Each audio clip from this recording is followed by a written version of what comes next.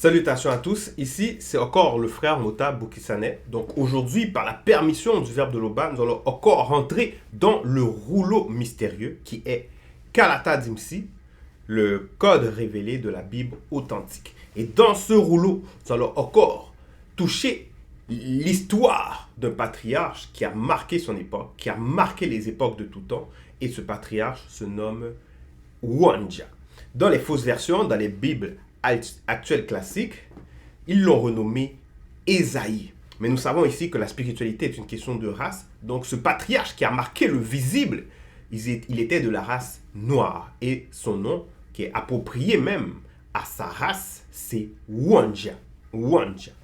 Donc dans son livre, qui est Prise de contact et vision du futur, nous allons toucher une prophétie que par la manifestation de la grâce issue du Verbe de l'Oba, Wandja a pu recevoir de Muta Tedi. Nous savons ici que les entités du grand ordre des choses sont au-delà du temps de l'homme. Donc quand on parle du temps de l'homme, on fait allusion au passé, au présent et au futur de cette réalité du visible. Parce que pour le grand ordre des choses, tout ce qui se déroule dans cette réalité, c'est le passé.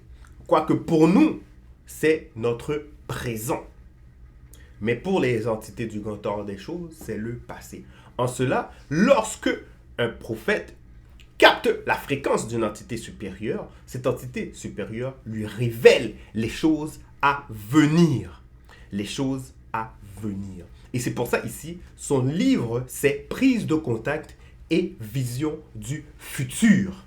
Donc dans son livre, nous allons justement rentrer dans le chapitre 42 du verset 1 à 17. Le titre de cette exhortation, c'est Serviteur de l'Oba.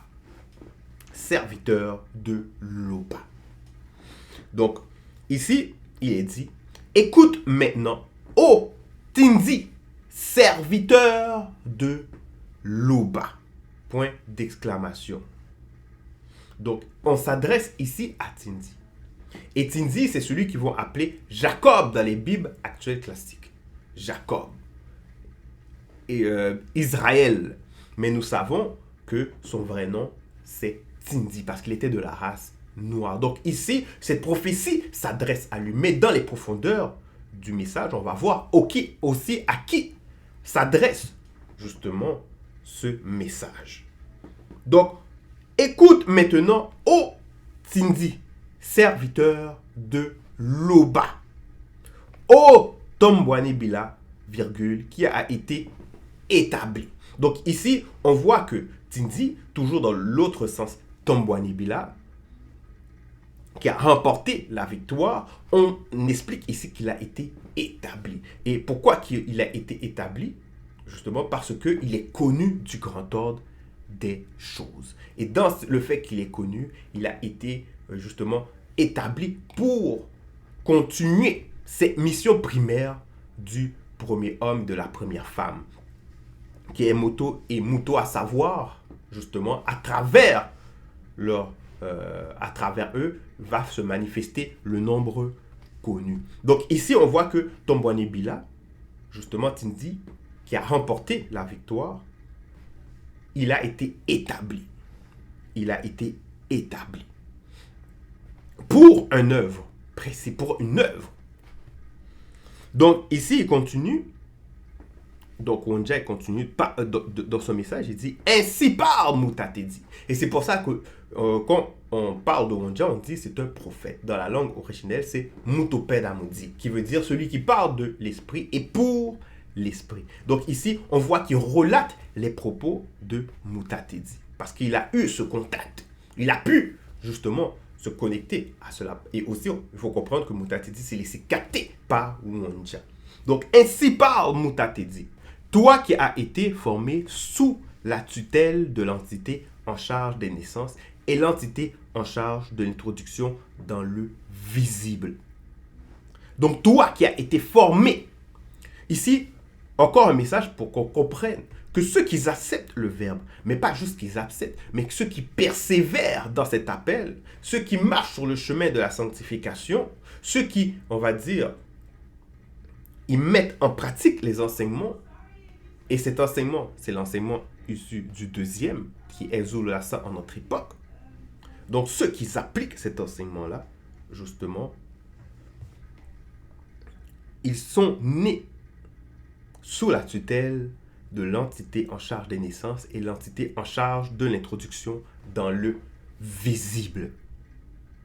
Parce que Tindi, lui-même, les enseignements qu'il a appliqués, ce sont les enseignements qu'il a reçus de ses ancêtres initiés, par n'importe quels ancêtres, de ses ancêtres initiés. Et ces ancêtres initiés remontent à une source.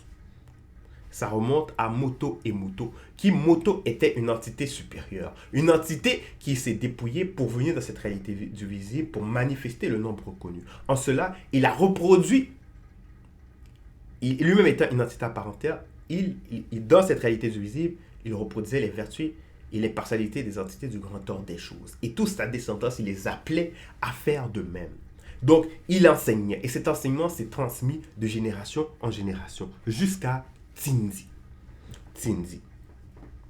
Donc, tous ceux qui sont connus, tous ceux qui sont établis, justement, ils ont été formés sous la tutelle de l'entité en charge des naissances et l'entité en charge de l'introduction dans le visible.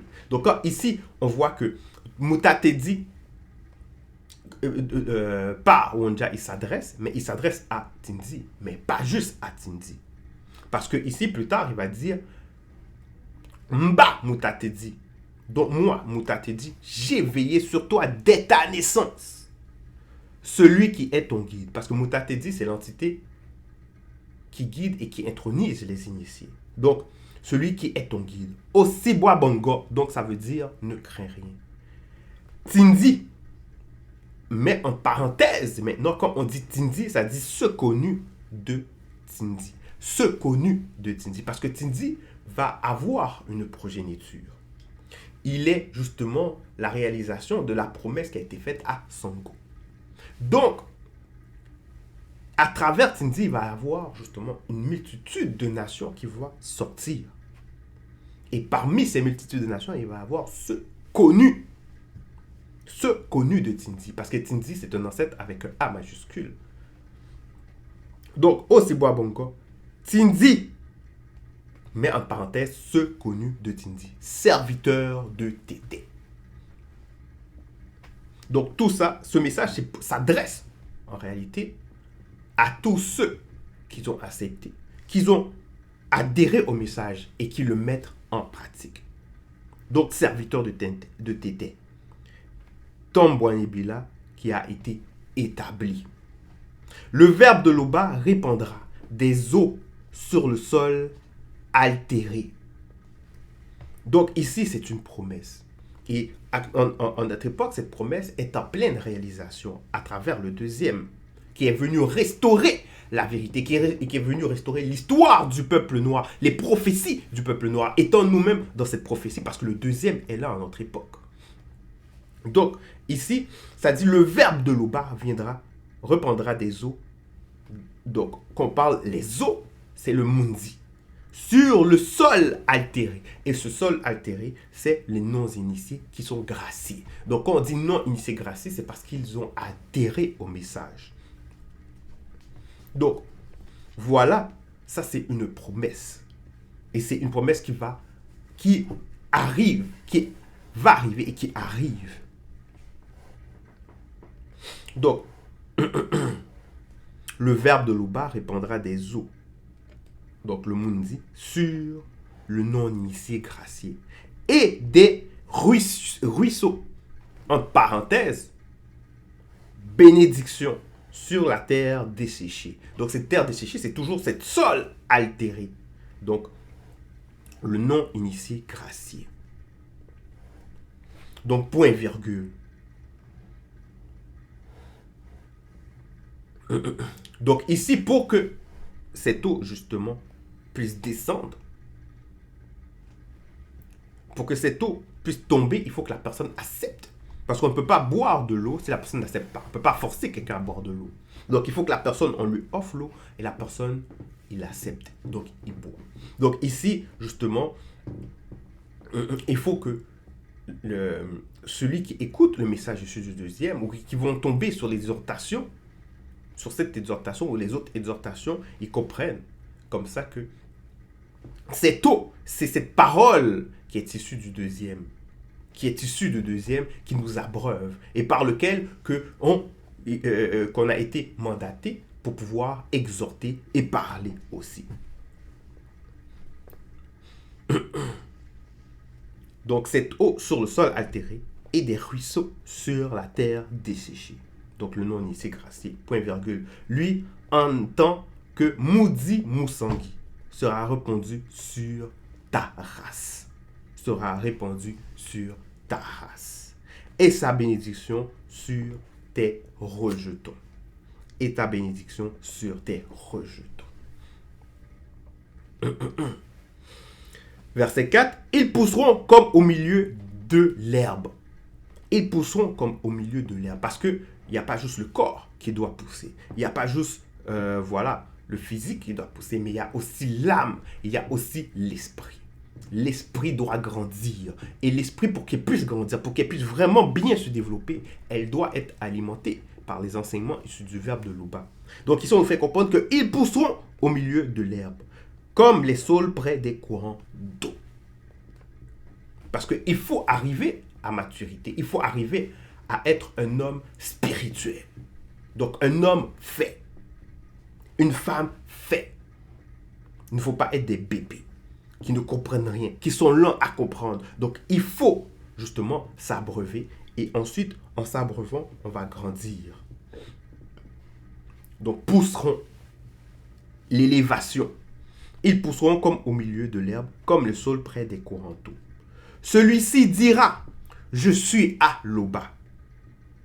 Celui-là se réclama du nom de Tindi. Cet autre écrira de sa main à Loba et prononcera avec amour le nom de Tombouane Bila. Parce que nous savons que dans l'enseignement que nous recevons, les patriarches des temps anciens, quand ils donnaient un nom, il y avait toute une portée, il y avait une signification. Ça symbolisait aussi son initiation ou les circonstances dans lesquelles il était. Mais eux autres vivaient des circonstances hautement spirituelles. Hautement spirituelles. Donc c'est pour ça, ça dit, et prononcera avec amour le nom de Tombouane Bila, remporter la victoire. Parce qu'en acceptant cette parole, lui aussi, qui est non initié gracié, et en demeurant dedans, il a remporté la victoire. Verset 6, ainsi parle Moutatedi, le guide de Tombouane Bila. T'étais vie.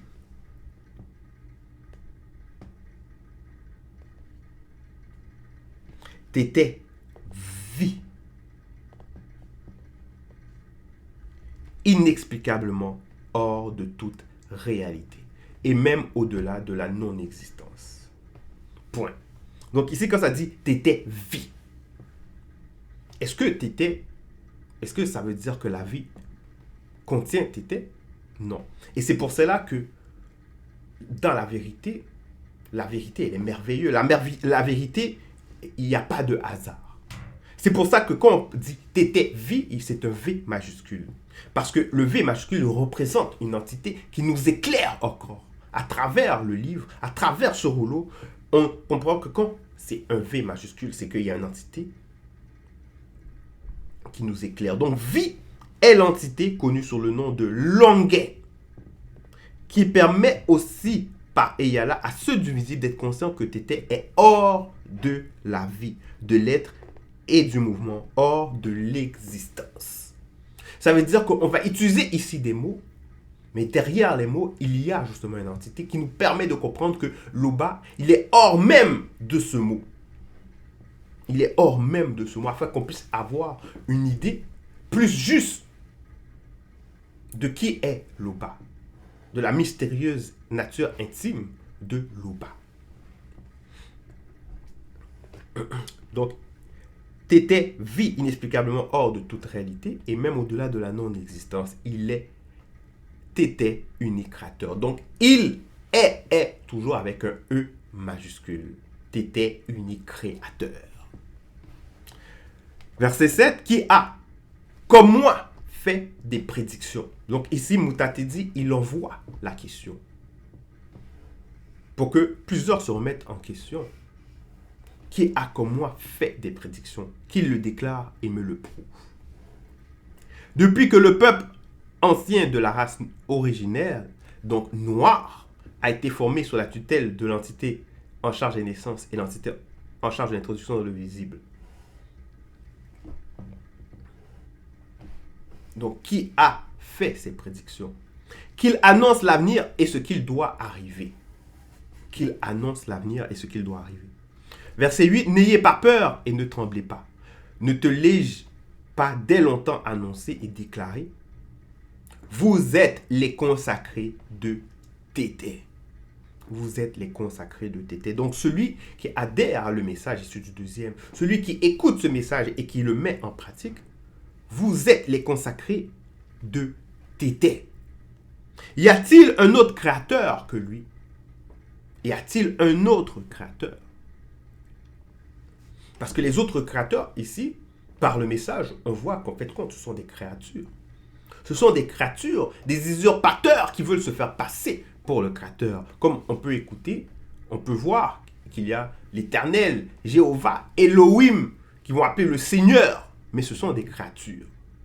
Ce sont des créatures. Même pire que cela, ce sont des démons. Des béoués qui dit Bondene Mapoum qui se cachent derrière ces personnages.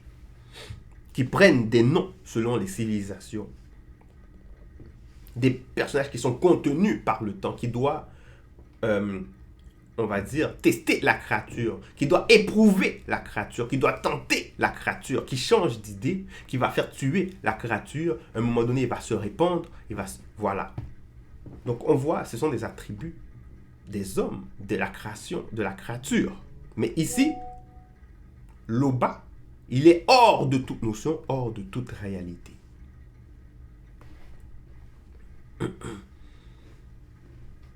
Donc, c'est pour ça qu'il est dit ici, il dit ici, y a-t-il un autre créateur que lui? Point d'interrogation. Il n'y en a pas d'autre. Nous n'en connaissons point. Ceux qui fabriquent des idoles, et ces idoles, ce sont des statuettes représentant différentes espèces de démons. Parce que derrière ces idoles, c'est ça qu'ils alimentent. Et dans les époques anciennes, quand ils faisaient les statuettes, c'était justement ils faisaient des représentations justement de ce qu'ils adoraient. Donc c'est démons. C'est différentes espèces de démons. Donc ceux qui fabriquent des idoles ne sont tous que vanité. Donc, ne sont tous que vanité. Et toutes ces personnes, justement, sont inspirées et possédées par des démons religieux. Et leurs plus belles œuvres ne servent à rien. Elles les témoignent d'elles-mêmes. Elles n'ont ni la vue, ni l'intelligence, afin qu'ils soient dans la confusion. Donc, c'est comme ce faux Christ, JC, qui vont adorer, que ce soit dans les églises catholiques, même dans les églises chrétiennes, protestantes, ils ne vont pas vouloir montrer, justement, faire cette représentation avec la personne sur la croix, mais ils vont vouloir des fois utiliser juste la croix, ou ils vont vouloir l'avoir, l'image dans leur imaginaire. Ils vont vouloir avoir cette représentation dans leur imaginaire de ce Néphilim, de ce personnage blanc aux cheveux longs qui a été cloué sur la croix. Donc ça devient maintenant plus mental. Mais ici, ça dit quoi? Ça dit que ces œuvres ne servent à rien. Elles le témoignage d'elles-mêmes. Elles n'ont ni la vue, ni l'intelligence. Et ça, on le voit à travers les récits. Les récits mensongers. Comment est-ce que JC lui-même, il ment? Donc, il n'y a pas d'intelligence pour pouvoir faire en sorte que dans le texte, on ne retrouve pas de mensonge. Donc, afin qu'il soit dans la confusion. Qui est-ce qui fabrique un Newe Kedi Bondene Mapum? Donc, qui est-ce qui fabrique un faux Dieu? Ou font une idole pour n'en tirer aucune utilité? Donc, toujours un point d'interrogation. Voici tous ceux qui y travaillent seront confondus. Et les ouvriers ne seront que des hommes. Qu'ils se réunissent tous, qu'ils se présentent. Et tous ensemble, ils seront tremblants et couverts de honte. Parce que toutes ces personnes, justement, qui vont construire ces choses-là, mais eux autres aussi, on dévoile leur profondeur. Ils sont sans intelligence.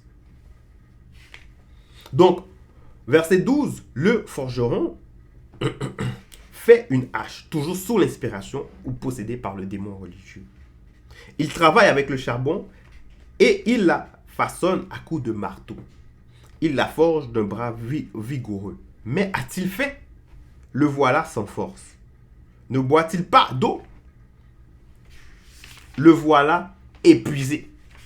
Pour dire que ils vont vouloir façonner leur Dieu, mais avant même d'accomplir l'œuvre, avant même de façonner leur Dieu, ils vont éprouver la faim, ils vont éprouver la soif, ils vont éprouver la fatigue et tout cela. Donc en attendant, pendant tout ce temps, qu'est-ce qui se passe avec leur Dieu? À dire leur Dieu n'est pas. Donc verset 13, le charpentier, toujours son inspiration est possédé par le démon religieux, étend le cordeau, fait une tracée au crayon, façonne le bois avec un marteau, avec un couteau et marque ses dimensions avec le compas. Et il produit une figure d'homme, un blanc ou un sang mêlé, métisse, une forme d'homme pour qu'elle habite dans une maison. Donc on voit que ils ont besoin d'une représentation pour adorer. Donc avant la représentation, ils font quoi? Donc verset 14, il se coupe les cèdres, il prend des rouvres et des chênes et fait un choix parmi les arbres de la forêt. Il plante des pins et la pluie les fait croître. Ces arbres servent à l'homme pour brûler. Et il en prend et se chauffe. Il y met aussi le feu pour cuire du pain. Et il en fait également un Newe Kedi Bondene Mapum, donc un faux Dieu qu'il adore.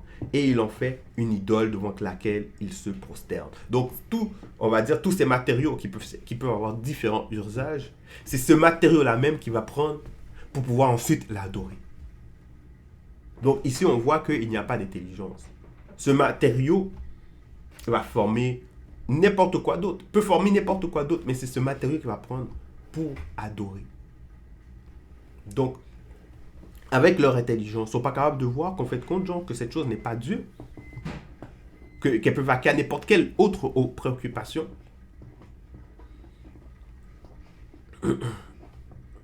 Donc, verset 16, il brûle au feu la moitié de son bois, avec cette moitié, il cuit de la viande. Il apprête un rôti et se rassaisit. Il se chauffe aussi et dit, haha, je me chauffe et je vois la flamme. Et avec le reste, il fait un Newe Kedi Bondene Mapum. Donc, un faux Dieu. Son idole, donc toujours la représentation des démons, il se prosterne devant elle, il l'adore, il l'invoque et s'écrie, sauve-moi, car tu es mon Newe Kedi Bondene. Donc, ici, on montre justement l'image, on montre l'exemple justement de ce qui n'est pas un serviteur de Loba. Parce qu'un serviteur de Loba n'a pas besoin d'une représentation pour adorer Loba. Parce qu'il sait dans sa compréhension que Loba, on ne peut pas le représenter. Loba n'a pas d'image. Loba est hors de l'énergie. Loba n'est pas contenu dans le temps ni dans l'espace-temps. Loba n'est pas dans le ciel, dans les cieux. Il n'est pas venu sur terre pour se faire fouetter par sa créature. Parce qu'il est au-delà de toute notion, de toute réalité, au-delà de la non-existence. C'est pour ça qu'on dit qu'il est unique créateur. Et un serviteur de l'Oba, il est conscient de ça. Parce que pour créer, il faut qu'il soit hors de tout. Il faut qu'il soit hors de tout. Et tout ce qu'il a créé, c'est pour la créature.